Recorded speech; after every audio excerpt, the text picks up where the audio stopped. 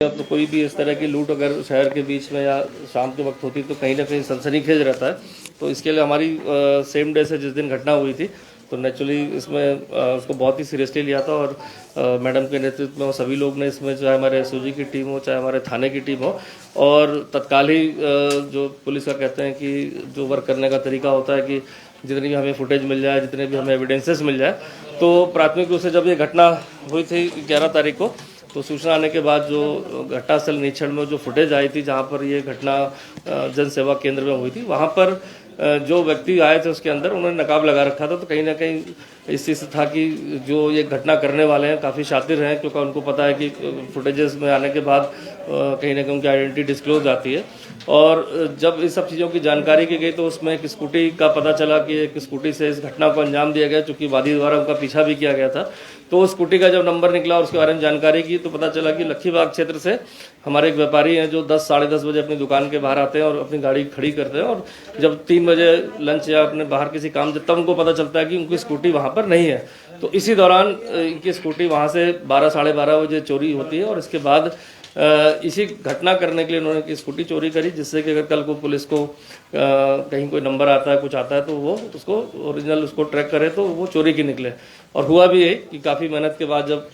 इधर हमारी स्कूटी चोरी की सूचना उन्होंने 3 साढ़े 3 4 बजे दी और ये घटना जब 4 बजे के बाद होने के बाद सर्च करने लगे तो एक स्कूटी की चोरी की सूचना भी आ गई। साथ ही साथ सर्च करने के बाद भी पता चला कि स्कूटी नंबर ये है। जब उसके ओनर से पता किया तो उन्होंने बताया कि मेरी गाड़ी 3 साढ़े 3 बजे मुझे पता चला कि मेरी गाड़ी मिसिंग है तो मैंने इसकी सूचना दी थी। तो ये घटना के तुरंत मतलब ये घटना करने के लिए स्कूटी चोरी करने के बाद तत्काल घटनास्थल के आसपास गए और बड़ी इसमें प्लानिंग इतनी थी कि जब ये स्कूटी चोरी हुई तब भी उस पर नकाब लगाया गया था कि जिससे कि अभियुक्त को जो है किसी की पहचान ना हो पाए। वहाँ भी उन्होंने एक मास्क टाइप का पहन रखा था। तो फुटेजेस से तो बहुत ज़्यादा हमें इसमें हेल्प नहीं मिल पाई लेकिन इससे बहुत ज़्यादा काम टीम ने किया और जो संदिग्ध हमारे पास हुलिये मतलब चाहे वो घटनास्थल से आए हो चाहे वो स्कूटी चोरी करने में आए हो इन सबके आधार पर आगे उसको ट्रैक करते करते वो टीम ने जो है हरिद्वार मतलब बस से गए थे तो मतलब पब्लिक ट्रांसपोर्ट का फिर प्रयोग किया। कुछ लोगों ने स्कूटी लेकर निकल गए 1-2 लोग और उसके बाद पब्लिक ट्रांसपोर्ट से पहुंचना बस से फिर बस के बाद दूसरी बस चेंज करना और करते करते ये जो क्योंकि इसमें जो शामिल थे वो बिजनौर के इसमें जो आइडेंटिफाइड हुए जो अभी घटना में तो ये सारी जब सूचना कलेक्ट हो गई और बिजनौर पुलिस से भी वहाँ भी टाई अप करने के बाद इस तरह का हाल हुलिया कि लोगों को किसी का क्रिमिनल रिकॉर्ड हो और सीसीटीवी फुटेज के आधार पर इसमें पहचान हुई थी इसमें कि एक जो हमारा ये साहिल करके है इसकी पहचान हो पा रही थी कि ये इसमें शामिल हो सकता है। इसी के बाद अन्य जानकारी जो हमारे लोकल लेवल पर जो थाने की पुलिस लगी थी उसकी जानकारी में पता चला दिलशाद नाम के व्यक्ति का भी संदिग्ध पता चला जो इनकी दुकान पर अक्सर आया जाया करता था जन सेवा केंद्र पर और 5 साल पहले भी इसने यहाँ से लोन लिया था। तो इसका भी जब इसको भी जब शक के आधार पर जो हमारे पास इनपुट आए थे उसके आधार पर पूछताछ पर लिया गया तो ये इसमें पता चला इस घटना में 3 अन्य लोग मतलब 4 बेसिकली देखा जाए तो 4 अन्य लोग हैं ना इसमें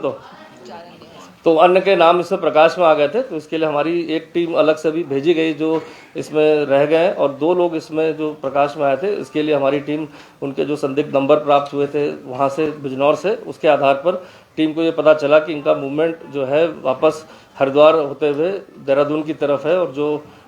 जो बाद में भी पूछताछ में पता चला जो पैसे लुटे गए थे चूँकि उस दिन घटना के समय इनके द्वारा उसका जो बंटवारा करना था जो भी इनके बीच में मिलना था इनको या अन्य घटना की कारित करने के लिए भी कोई प्लानिंग हो सकती थी। इसके तहत जब उनका मूवमेंट पता चला तो ये रात को ही सूचना मिलने पर इसके देहात के नेतृत्व में टीम जो है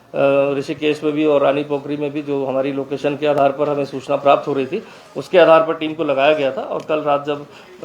करीब 1:30-2 बजे की बात होगी जब ये सूचना के आधार पर इनको जो स्कूटी से आ रहे थे 2 जो इसमें अभियुक्त थे साहिल और शामिल जो थे तो इनको जब रोका गया तो ये मनसा देवी मंदिर के पास इसके बाद इन्होंने जो है जब अंधेरे में देखा कि इनकी हिस्ट्री भी पता चली मर्डर और लूट में भी ये साहिल जो है पहले इसके ऊपर मुकदमे दर्ज है अन्य भी मुकदमे दर्ज हो सकते हैं। इसके बाद इन्होंने जब पुलिस पर फायरिंग की तो उसके जवाबी फायर में 2 जगह गोली इनके हाथ पर और एक पैर पर भी लगी जिसमें इंजर्ड हुआ और एक को बाद में इसकी गिरफ्तारी हो गई थी। तो समस्त पूछताछ से चूंकि इन्वेस्टिगेशन के दौरान जब वादी द्वारा शुरू में 2.5 लाख रुपए बताए गए थे फिर इसके बाद और पूछताछ हुई तो उनका 2 लाख भी हो सकते हैं, और ये पूछताछ का पता चला कि टोटल 70,000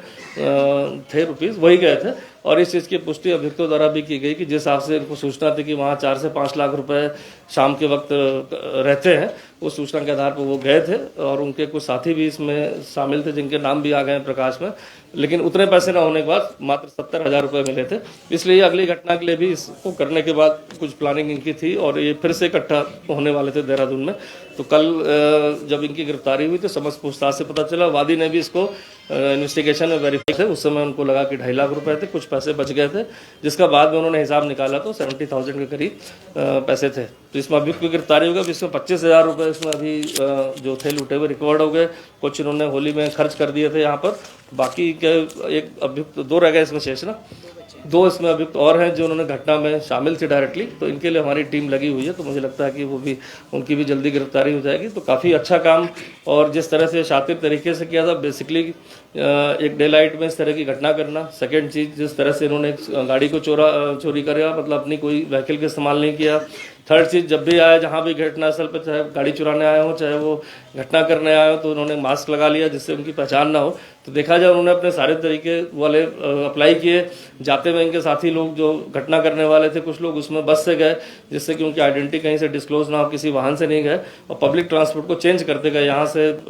हरिद्वार का दूसरी बस में। तो किसी तरह से वो जो हमारी जानकारी डेवलप हुई, चाहे वो बस के कंडक्टर से हो चाहे होलिया से हो, कि कहाँ पर ऐसे लड़के उतरे होंगे 3-4, तो उसके हिसाब से हम उस गांव तक ट्रेस करने में हमारी मतलब टीम को काफ़ी मेहनत करनी पड़ी, लेकिन सफलता मिली। तो ये था ओवरऑल इस घटना के संबंध में। किसी कुछ पूछना हो तो बता सकते हैं। बताओ जाए एक मिनट,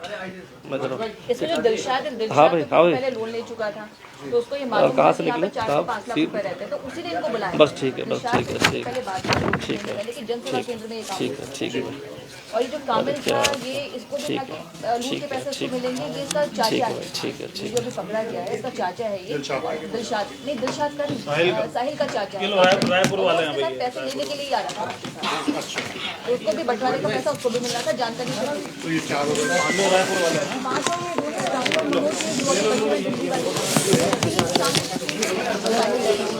एक्चुअल घटना को तो मौके पर 5 बार वैसे शामिल है, लेकिन बंटवारे में शामिल है। बंटवारे में